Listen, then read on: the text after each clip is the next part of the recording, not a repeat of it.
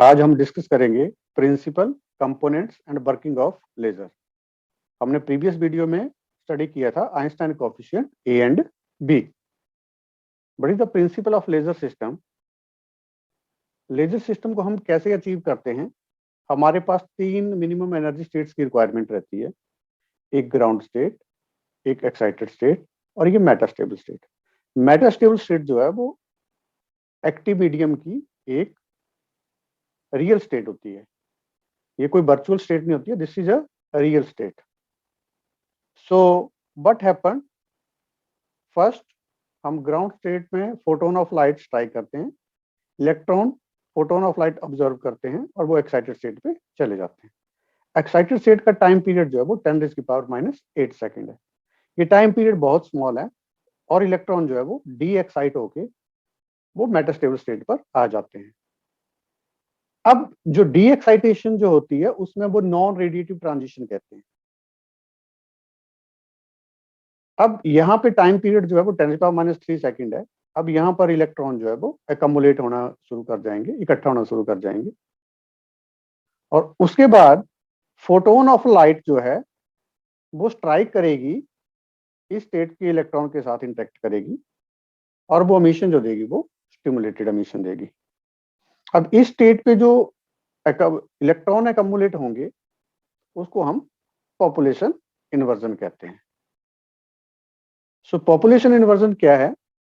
जब metastable state पर electron जो हैं वो ज्यादा हो जाएंगे ग्राउंड स्टेट के कंपैरेटिव। एक्चुअल में क्या होता है कि ग्राउंड स्टेट का टाइम पीरियड अनलिमिटेड है और यहां मैक्सिमम इलेक्ट्रॉन पाए जाते हैं। बट लेजर एक्शन की जो कंडीशन है वो सेटिस्फाई करनी चाहिए कि number of electrons N2 greater than N1। N1 is the number of electron in the ground state, N2 is the number of electron in the excited state. सो हमेशा N2 ज्यादा होगा N1 से, तब हम पॉपुलेशन इन्वर्जन की condition जो है वो अचीव कर लेंगे और N2 नंबर ऑफ इलेक्ट्रॉन जो है वो मेटास्टेबल स्टेट पर होंगे। हमने बोल्टाजमैन लॉ से एक रिलेशन निकला था जिसमें N2 divide by N1 is equal to exponential of minus h/kT। This condition is due to the negative temperature coefficient. इस प्रोसेस को हम कहेंगे पॉपुलेशन इन्वर्जन। क्लियरली मीनिंग है इस वर्ड का, पॉपुलेशन जो होगी, पॉपुलेशन में strength of the electron in the excited state, वो that is the inversion the comparison of ground state, उसके कंपैरेटिव वो ज्यादा होगी। उस प्रोसेस को हम कहेंगे पॉपुलेशन इन्वर्जन। अब हम एक ग्राफ के थ्रू, बार ग्राफ के थ्रू अंडरस्टैंड करते हैं। ये हमारे पास नॉर्मल सिचुएशन है, this is the ground state red, green जो है वो मेटास्टेबल स्टेट है और ब्लू जो है वो हमारे पास एक्साइटेड स्टेट है। हमने क्लियरली मेंशन किया E0, E1 and E2, N0, N1 and N2।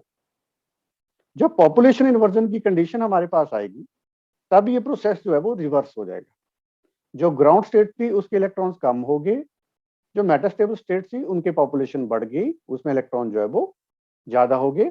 उस प्रोसेस को हम कहेंगे पॉपुलेशन इन्वर्जन और एक्साइटेड स्टेट के इलेक्ट्रॉन जो हैं वो मेटास्टेबल स्टेट से कम है। इस प्रोसेस को हम कहेंगे पॉपुलेशन इन्वर्जन। अब हमारे पास आता है कंपोनेंट्स ऑफ लेजर सिस्टम। तीन चीजें हमारे पास, the pump, active medium, resonator. Function क्या है पंप का? जैसे हम घरों में फर्स्ट फ्लोर सेकंड फ्लोर तक पानी को लिफ्ट करते हैं, वाटर को लिफ्ट करते हैं, तो हम पंप का यूज करते हैं। सिमिलरली लेजर एक्शन में हमने ग्राउंड स्टेट से एक्साइटेड स्टेट पर जब इलेक्ट्रॉन ले जाना है तो उस इलेक्ट्रॉन को ले जाने के लिए हमारे पास काम करेगा पंप। दूसरा हमारे पास आता है एक्टिव मीडियम। अब हमें इंपॉर्टेंट समझना है कि एक्टिव क्यों हमने वर्ड यहां पे यूज किया। अगर हमारे पास दो नॉर्मल एनर्जी स्टेट्स होती हैं तो उनमें सिंपल स्पॉन्टेनियस एमिशन होगा, बट लेजर एक्शन को अचीव करने के लिए हमारे पास थ्री स्टेट चाहिए, ground state, excited state and metastable state. और ये कंडीशन जो हम अचीव करते हैं थ्रू सम एक्टिव मटेरियल्स के थ्रू। एक्टिव मटेरियल सॉलिड भी हो सकता है, लिक्विड भी हो सकता है और गैस भी हो सकता है। अगर हम बात करें रूबी लेजर की, फर्स्ट लेजर जो है that invented in the year of 1960, उसमें हमने मटेरियल यूज किया था सॉलिड मटेरियल। तो उस लेजर को हम रूबी लेजर भी कहते हैं और सॉलिड स्टेट लेजर भी कहते हैं। तो एक्टिव मीडियम जो है हमारे पास वो रूबी क्रिस्टल हुआ।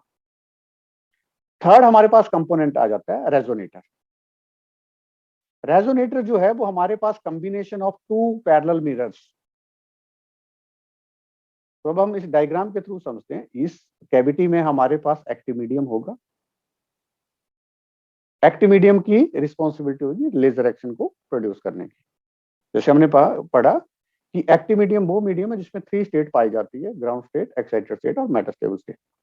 अब हमने पंपिंग करना शुरू की, तो इलेक्ट्रॉन जो है वो ग्राउंड स्टेट से एक्साइटेड स्टेट। अब हम फॉर एग्जाम्पल यहाँ से समझते हैं ये ग्राउंड स्टेट है, ये एक्साइटेड स्टेट है। तो इलेक्ट्रॉन कहाँ से जाएंगे? ग्राउंड स्टेट से एक्साइटेड स्टेट पे। किसके थ्रू जाएंगे? पंपिंग के थ्रू। जब डी एक्साइटेशन होगी तो इलेक्ट्रॉन आइदर इस फेस पे स्ट्राइक करेगा और आइदर इस फेस पे स्ट्राइक करेगा।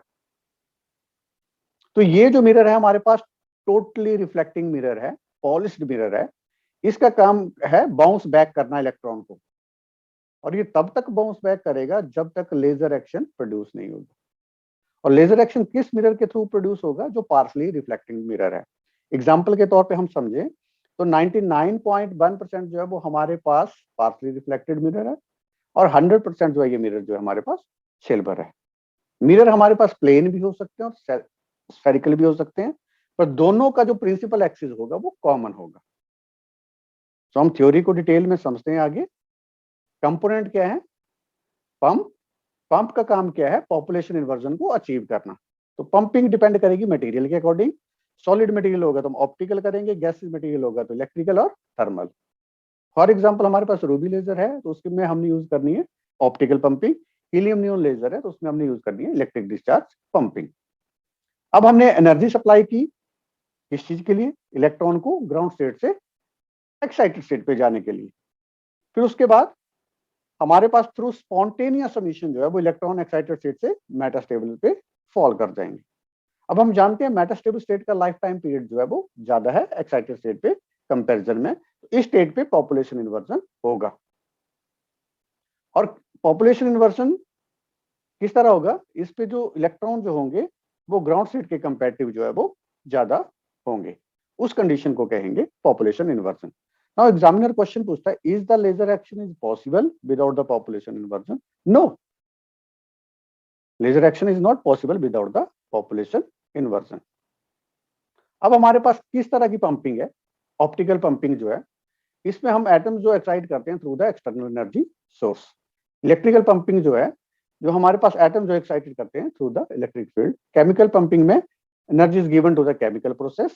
डायरेक्ट कन्वर्जन, जैसे हमने सेमीकंडक्टर लेजर का एग्जांपल लेते हैं, तो electrical energy directly converted into the light. कैसे? Through the process of recombination. Components हमने बात की थी active medium. Active medium satisfy करता है लेजर एक्शन के लिए, क्योंकि हमारे पास कंडीशन रिक्वायर्ड है मेटास्टेबल स्टेट का होना जरूरी है, और दूसरा लेजर एक्शन के लिए पॉपुलेशन इन्वर्जन होना जरूरी है। So it is a material in which laser action is made to takes place. So medium भी आइदर सॉलिड भी हो सकता है, लिक्विड भी हो सकता है और गैस भी हो सकता है। सो इंपॉर्टेंट जो कैरेक्टरिस्टिक्स है मटेरियल की, उसके लिए पॉपुलेशन इन्वर्जन जरूरी है। और मटेरियल के नेम से सम टाइम हम लेजर का नाम जो है वो मटेरियल के नेम से रख देते हैं। जैसे हमारे पास रूबी लेजर हमने और हीलियम नियॉन लेजर, ये जो एग्जांपल है, ये जो मटेरियल हमने यूज किया उसके अकॉर्डिंग जो है वो लेजर के नाम है।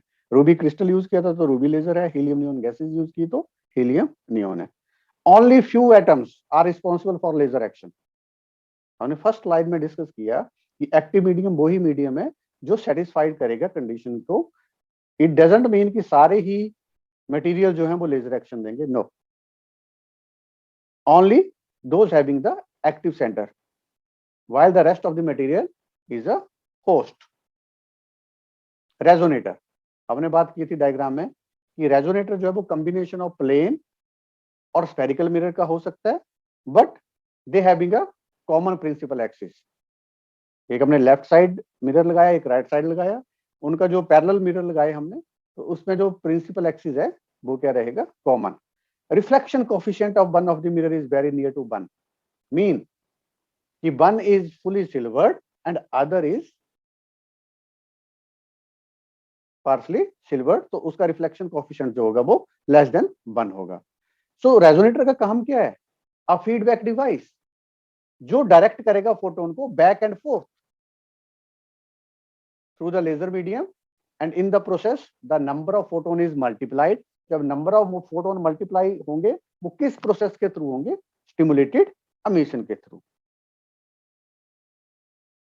सो अगर आपको वीडियो अच्छी लगी हो तो please like share and subscribe जो है जरूर करना। Thank you.